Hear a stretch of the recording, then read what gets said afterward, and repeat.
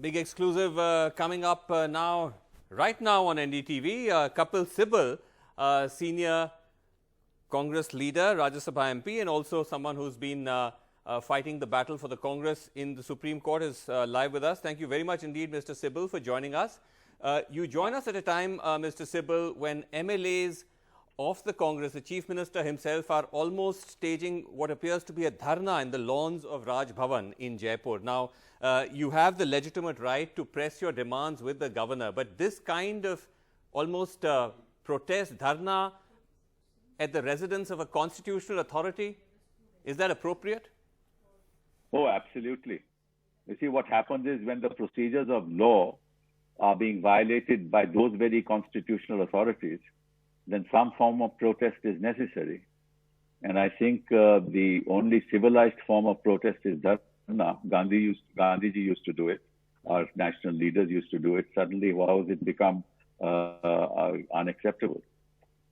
The fact of the matter is that under the law laid down by the Supreme Court in Navam Tuki's case, that's the Arunachal case, Supreme Court has said that the governor cannot withhold the summoning of the House if the cabinet and if the government in power advises the governor to do that.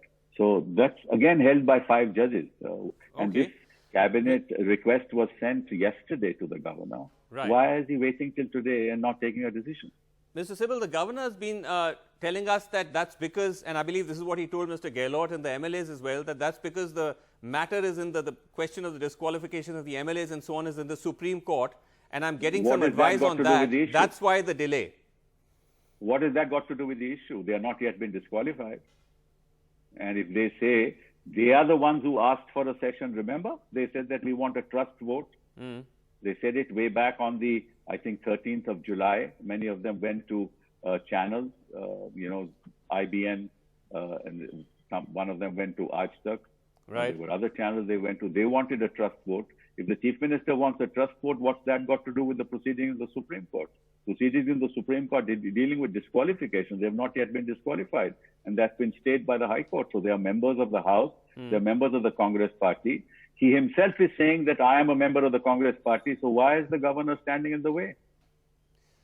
What exactly do you think is behind the governor's moves? The Chief Minister seems to be alleging that the governor is under pressure from centre. No, I think that, Srinivasan, you know what the game is. I think the people of this country know what the game is. The people of the country have seen this game being played out in Uttarakhand, being played out in Maharashtra, being played out in Madhya Pradesh, being played out in Manipur, being played out in Goa, being played out everywhere in Karnataka. So we know what the game plan is. Every elected government will be toppled through money power, through other kind of persuasions, forms of persuasion. And if you don't agree, then they will send, the CBI against you. They will conduct raids against you. They will start proceedings against you. That's the new definition of democracy in this country. Sibal, I think you know that. You don't have to ask me that question because you yourself know the answer. Okay. Mr. Sibal, the only difference here, it would appear, is that this is not an overt BJP coup. This is a bunch of your own MLAs who are saying that they have kind of distanced themselves because they have grievances against the Chief Minister and so on, and who continue to insist that they are within the Congress party, but they are not in cahoots with the BJP. They are not aligned to the BJP. That's what Sachin Pilot keeps saying. You don't believe that? Let's for the moment, Srinivasan, let's for the moment accept that. Let's analyze it. Let's assume that he says he's a member of the party and that he has nothing to do with the BJP. So let's now, if he's a member of the party, why didn't he attend the meeting on 13th July? Why didn't he attend the meeting on 14th July if he has any grievances against the party? Right? That's number one. Number two, why did he go to Haryana? Haryana is not a Congress state, Congress-ruled state. Why is he being protected by the CRPF there? Why is the Haryana police protecting him if he has nothing to do with the BJP? Okay. Right. So let's assume, the point is what you say is different than what you do. What he says... What you see is not what it is, what is. Okay. So Therefore, So in can I politics, answer that? you don't have to necessarily believe what somebody says. Okay. And I believe, let's for a moment believe it. Yeah. Then he should agree. Then he should agree to come and talk to the Congress. He should come to the meetings. He should air his views. He should talk to the people in the party. He should tell them what more does he want. He became a member of parliament in 2004. Member of parliament at a young age, much below 30. Then he became a minister in my ministry in 2009, and just when he was over 30. Yes. Right? And he then lost the election in 2014. Then he became a deputy chief minister when the Rajasthan Assembly was won. And, and then he got 5-6 portfolios. Right. Now he says he's got 20 members behind him. At the moment 20, maybe he says he wants more. Yeah. But in any case, that's not the majority. So I don't understand what the grievance is. Okay, and he says, you should tell the people of this country what the grievance is. Okay. Let me try to respond to that. So according to Priyanka Gandhi's office reached out to me, and they said that what Sachin Pilot told her was that he wants to be chief minister, and that has to be declared in a year, and that some of his supporters, by the way, are also. Mr. Pilot himself has not said that publicly, but some of Mr. Pilot's supporters have also been saying that Ashok Gehlot has mismanaged the state, and that Mr. Pilot should be made chief minister. All right. So that's the ground. That's the demand. Is that right? Well, that's what one has heard. I'm just reporting what one has heard. Yeah. Well, let's assume that is correct. So how many legislators does he have with him? Does he have a majority with him? So that means if 5 people in the party or 15 people in the party where the legislators are more than 100 of that particular party says, I want to be chief minister, so he'll run away to another state ruled by the BJP, stay in a hotel there and say, I have nothing to do with the BJP. Okay. And then I'm a congressman. And that's in principle opposition to the Congress party. Is it a matter of ideology or is it a matter of hunger for power? But Mr. Sibal, you may feel that you're making strong and legitimate points, but if you look at what the courts have been saying about all this, whether it's the High Court, no, even the Supreme Court. Okay, if I may, even yesterday the Supreme Court seemed to suggest that what Mr. Pilot has done or what his MLAs are protesting about is dissent. Dissent needs space in a democracy. This is what one of the judges commented. Vasu, yes.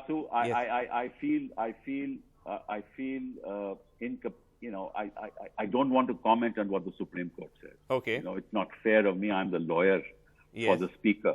But I don't think that courts know the reality on the ground. How do they know that it's dissent within the party? What knowledge do they have of that? How does anybody know? Okay. Is there an investigation being done? What basis does anybody say that this is dissent within the party? Just because he says it. Okay. And assume it's dissent within the party. Why doesn't he reply to the notice? I'll assume it is dissent within the party. Right. I'll assume that what the judge said was right. Then why doesn't he attend the meetings of the party? Right. What's wrong with that? Right? If it is dissent within the party, and if it is not, then obviously it has nothing to do with ideology. And you yourself told me that his demand was he wants to be chief minister after 1 year. Is that dissent within the party?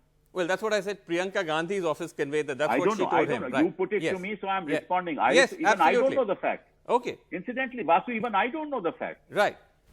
Fair enough. Those on the ground who are dealing with the issue know the fact.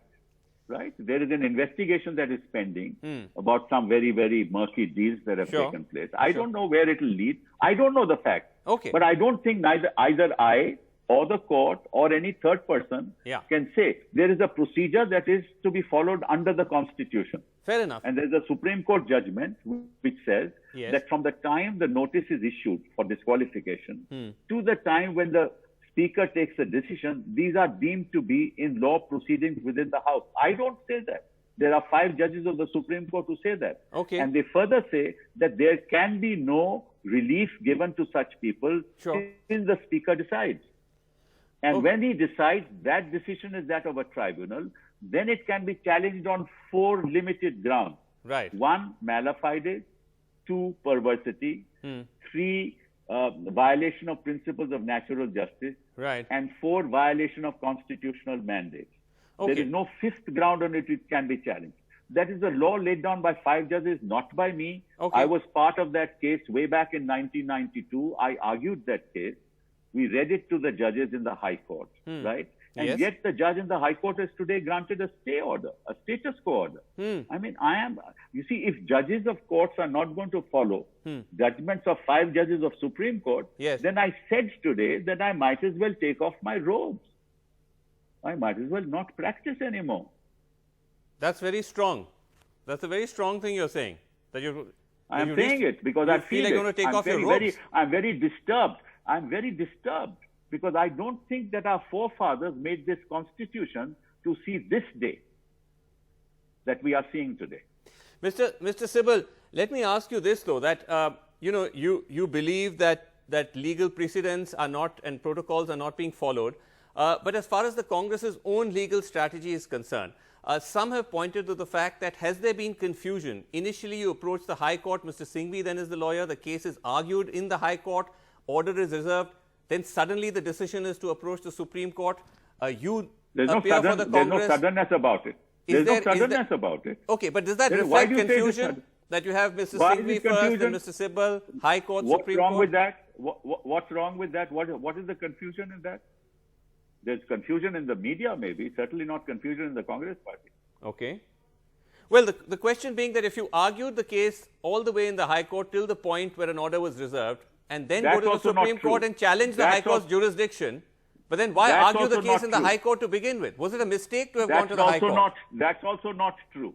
Let me now give you the facts.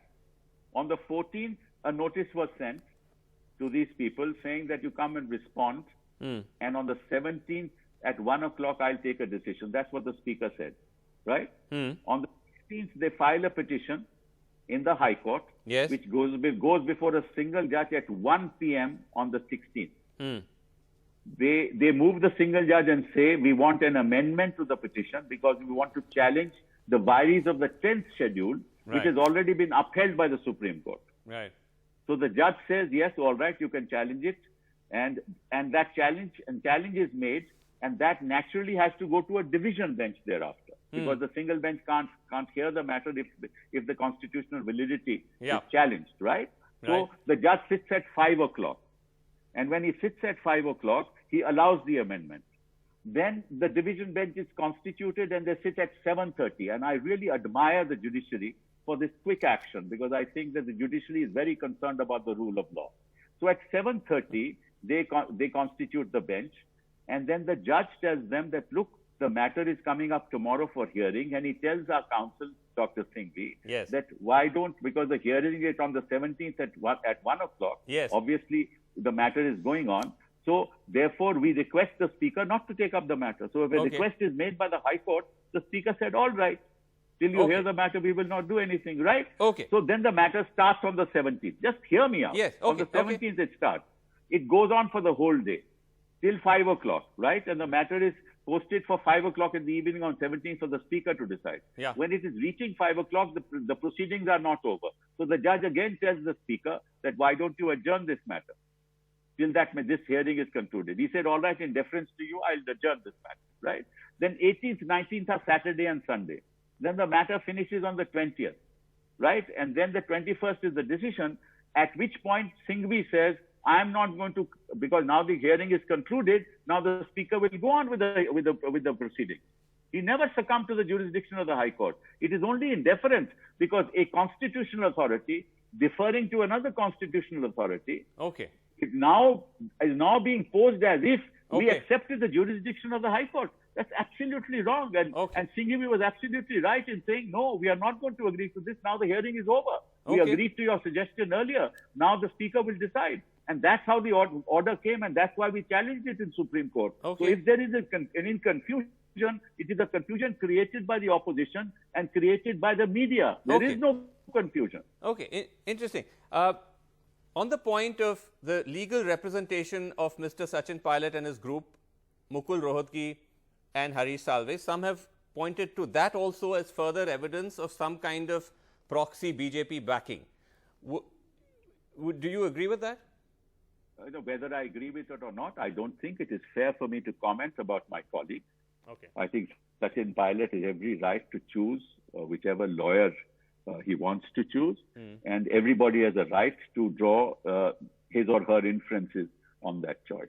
There's nothing that I have to say on that. Okay, that you would want to pass on. But last word to you: if you were to, do you think that you could still reach out to Sachin Pilot? Is that chapter politically? I mean, legally, there's a dozen battles going on, but politically, is that still possible? If Sachin Pilot is saying he is part of the Congress party still, then where's the question of reaching out? He should come to us. We are willing to talk to him at any level, at any stage, anywhere, at any time. So where's the question of reaching out? He says he's part of the Congress. Okay, and with this current impasse with the governor, let's assume the governor continues to not grant the not allow the assembly to be convened. What is the kind of end game there? Is it again going to something that you might want to take up in court? Well, I don't know. If it comes to that? Yeah, well, maybe that's something that's certainly a way forward. But I don't know. Maybe they'll file another petition in the High Court and get a stay of that as well. God alone knows. Okay, Mr. Sibal, you seem almost resigned. No, I'm not resigned. I'm not resigned. I'm resigned to the nature of this democracy, to which it has. I'm not resigned at all. We're going to fight this battle. We're going to fight it till the end. Right. And we'll fight it with all the means and power in our armory. Right. But the fact of the matter is that this is not what we are living for. This is not how we are citizens of this country. Okay. This is not my dream of my India. Fair. Okay. All right, Mr. Sibal. Thank you very much indeed for joining us on NDTV. Thanks very much indeed.